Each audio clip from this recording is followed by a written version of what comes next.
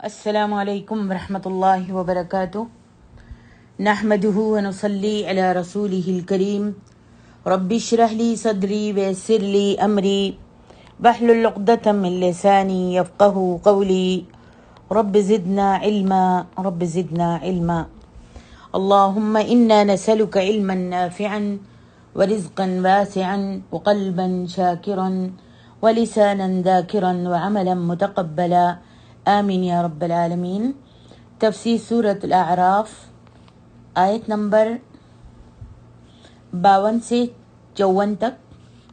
اعوذ باللہ من الشیطان الرجیم وَلَقَدْ جِئْنَاهُمْ بِكِتَابٍ فَصَّلْنَاهُ عَلَى عِلْمٍ هُدًى وَرَحْمَةً لِقَوْمٍ يُؤْمِنُونَ هل ينظرون إلا تأويله يوم يأتي تأويله يقول الذين نسوه من قبل قد جاءت رسل ربنا بالحق فهل لنا من شفعاء فيشفعوا لنا أو نرد فنعمل غير الذي كنا نعمل قد خسروا أنفسهم وضل عنهم ما كانوا يفترون إن ربكم الله الذي خلق السماوات والأرض في ستة أيام ثم استوى على العرش يغشي الليل النهار يطلبه حثيثا والشمس والقمر والنجوم مسخرات بأمره ألا له الخلق والأمر تبارك الله رب العالمین۔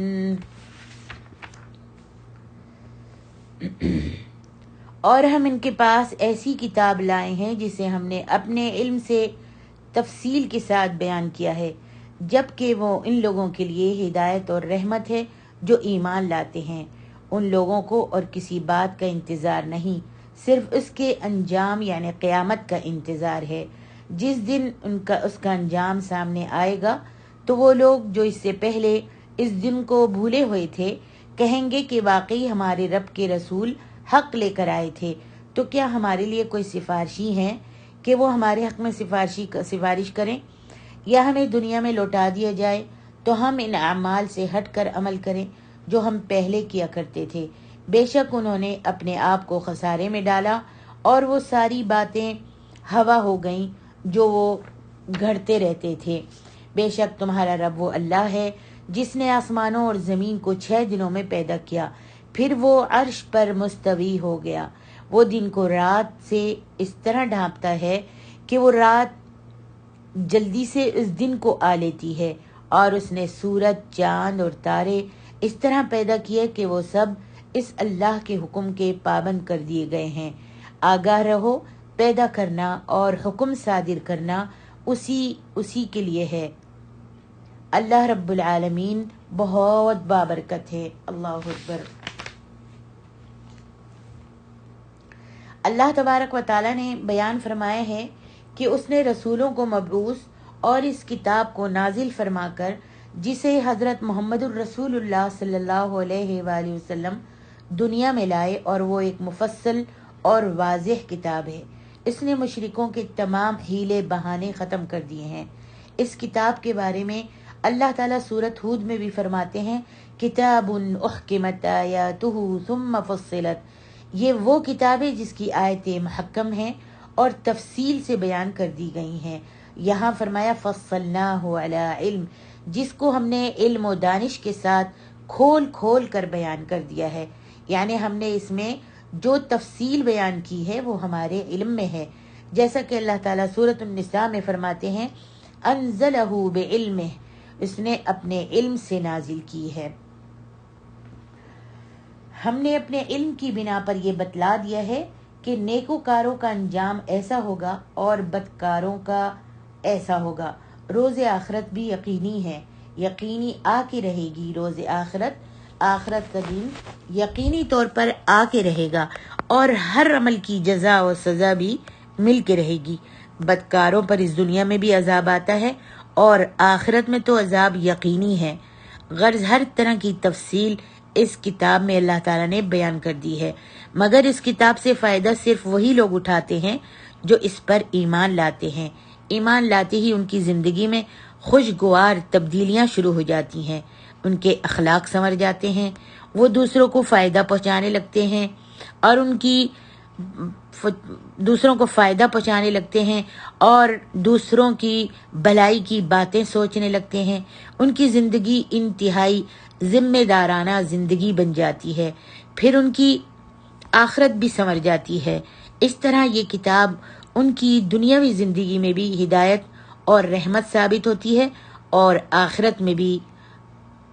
کامیابیاں عطا فرماتی ہے۔ آگے ارشاد ربانی، هل ينظرون الا تأویلہ یوم یأتی تأویلہ یقول الذین نسوہ من قبل۔ تاویل سے مراد کسی خبر کا مصداق یا اس کے واضح ہونے کا وقت ہے، اور یہاں مراد قیامت کا واقع ہونا ہے،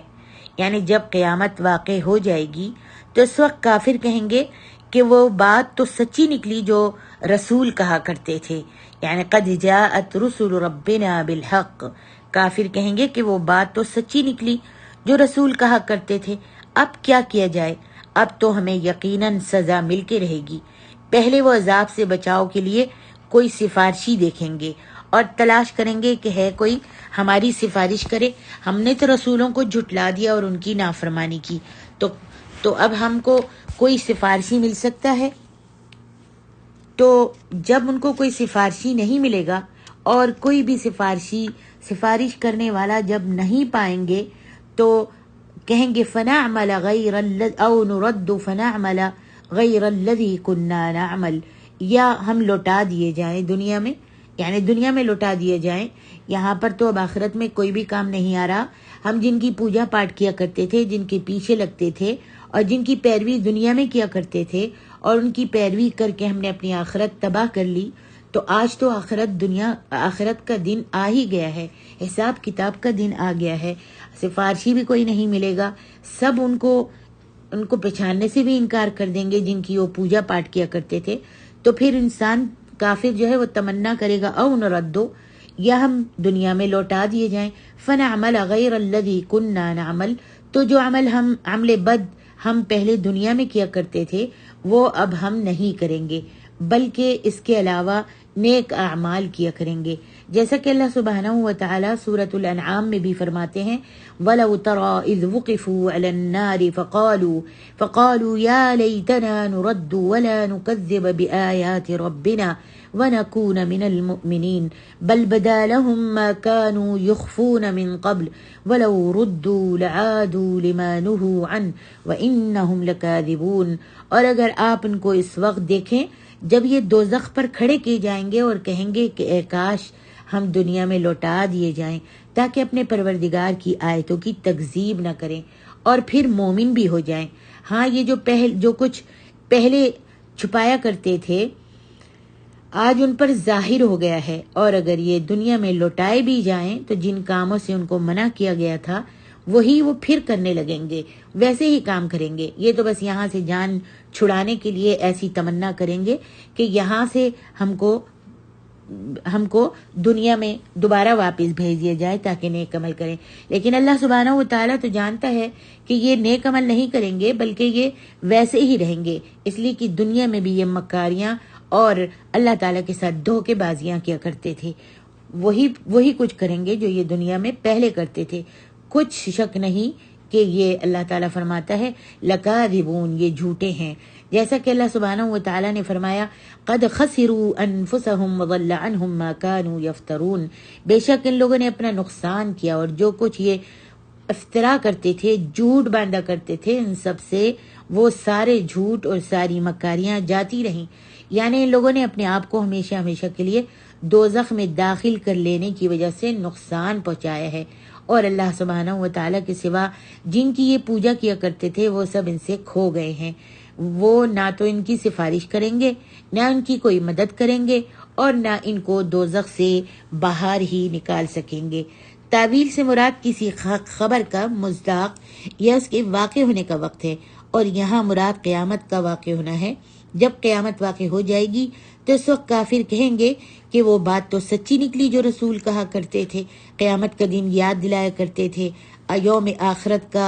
کی طرف ہم کو یاد دہانی کرتے تھے۔ کہیں گے اب کیا کیا جائے، اب تو ہمیں یقیناً سزا مل کے ہی رہے گی۔ پہلے وہ عذاب سے بچاؤ کے لیے کوئی سفارشی دیکھیں گے، جب سفارش کرنے والا نہیں ملے گا تو دنیا میں دوبارہ آنے اور دوبارہ امتحان دینے کی درخواست کریں گے اور کہیں گے کہ اب کی بار اللہ جی ہم یقیناً تیرے فرما بردار بن کے رہیں گے اور یقیناً اس امتحان میں کامیاب اتریں گے۔ اللہ سبحانہ و تعالیٰ نے اس مقام پر ان کی درخواست کا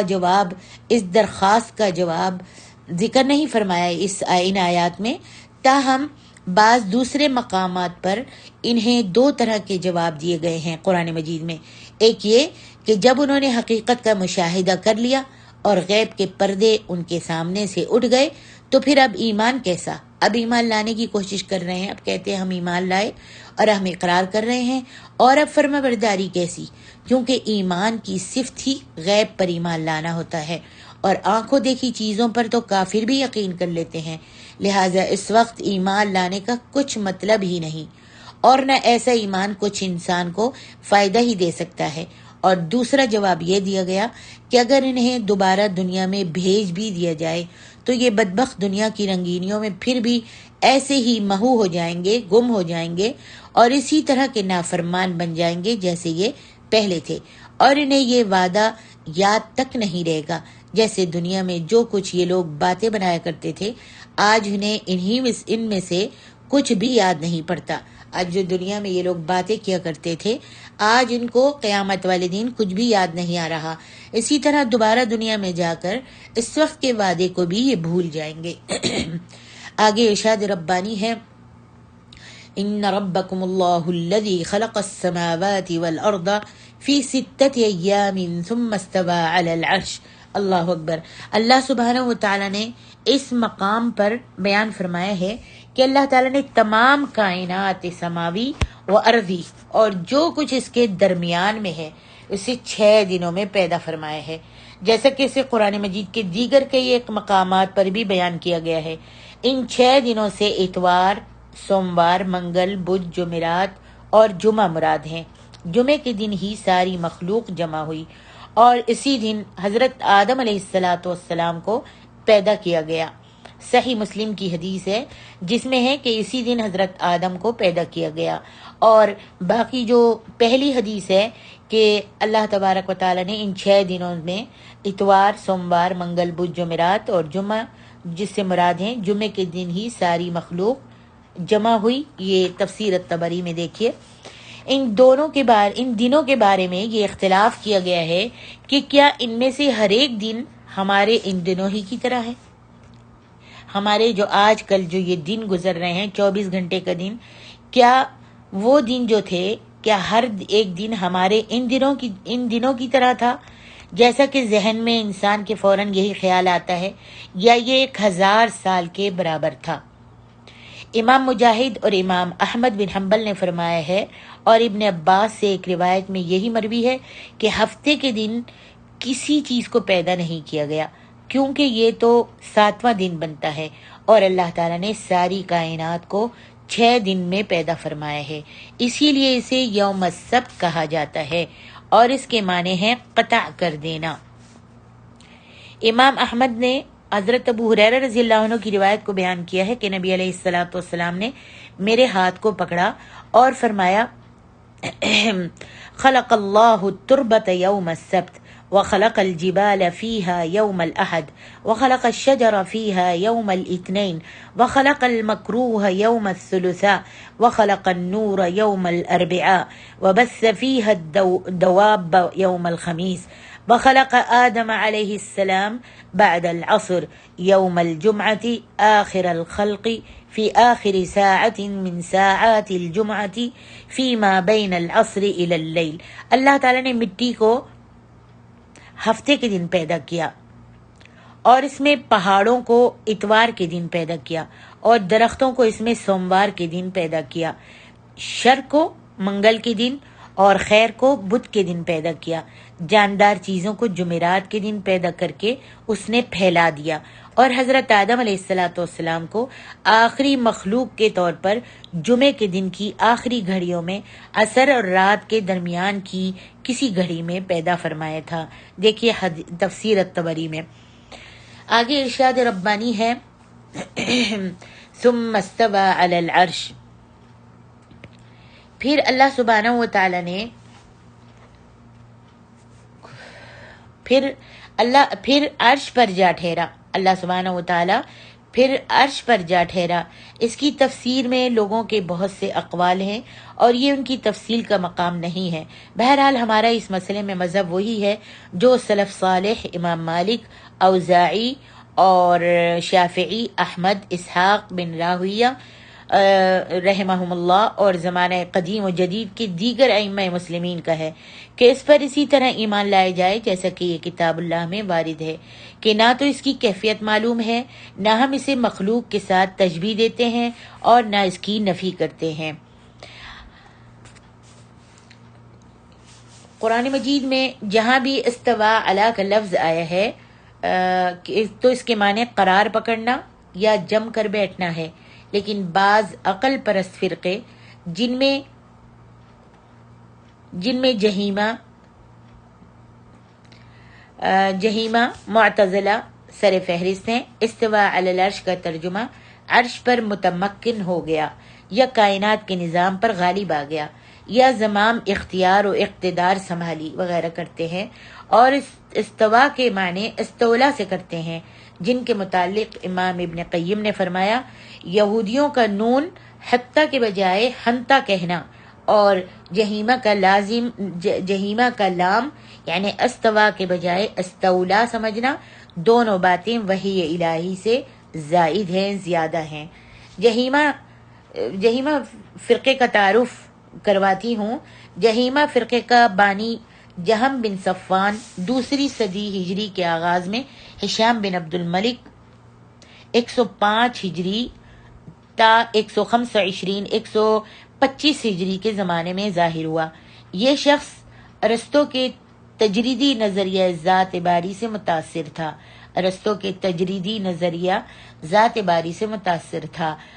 ایک یونانی فلاسفر تھا جو ذات باری کے وجود کا قائل تھا، مگر تجریدی نظریہ رکھتا تھا اور آخرت کا منکر تھا۔ جہاں اپنے زعم کے مطابق اللہ تعالیٰ کی مکمل تزہی بیان کرتا تھا اور اللہ تعالیٰ کی ان صفات کی نفی کرتا تھا جو کتاب و سنت میں وارد ہیں، اور اس تزہی میں اس نے اس قدر غلو اور مبالغے سے کام لیا کہ بقول امام ابو حنیفہ اس نے اللہ تعالیٰ کو لاشے اور معدوم بنا دیا۔ وہ اللہ تعالیٰ کے لیے جہت یا سمت مقرر کرنے کو شرک قرار دیتا تھا اور اس کی طرف ہاتھ، پاؤں، چہرہ، آنکھیں اور پنڈلی کی نسبت کرنے کو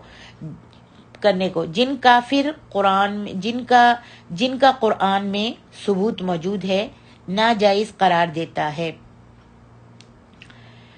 اب سوال یہ ہے کہ جب اللہ تعالیٰ نے خود اپنے لیے عرش پر قرار پکڑنے یا اپنے ہاتھوں، آنکھوں، چہرے اور پنڈلی کا غیر مبہم الفاظ میں قرآن میں ذکر فرمایا ہے تو اس کی تزہی خود اس سے زیادہ بہتر اور کون کر سکتا ہے؟ رہی یہ بات کہ اس کا عرش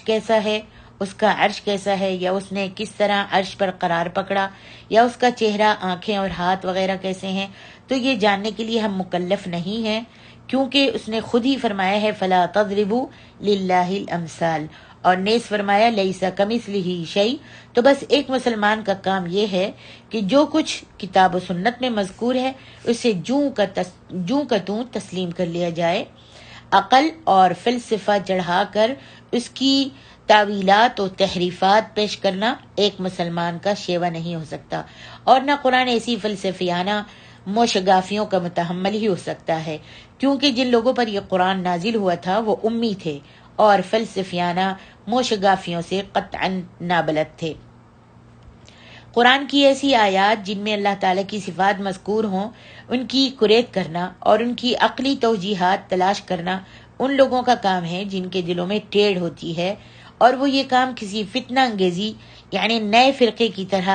نئے فرقہ بنانے کے لیے کرتے ہیں۔ نئے فرقہ ایجاد کرنے کے لیے، نئے فرقہ بنانے کے لیے کرتے ہیں، جس کے وہ قائد شمار ہو سکیں، جس کے وہ بڑے سردار قائد شمار ہو سکیں، اور اس طرح امت کو فرقہ بازی کے فتنے سے دوچار کر دیتے ہیں۔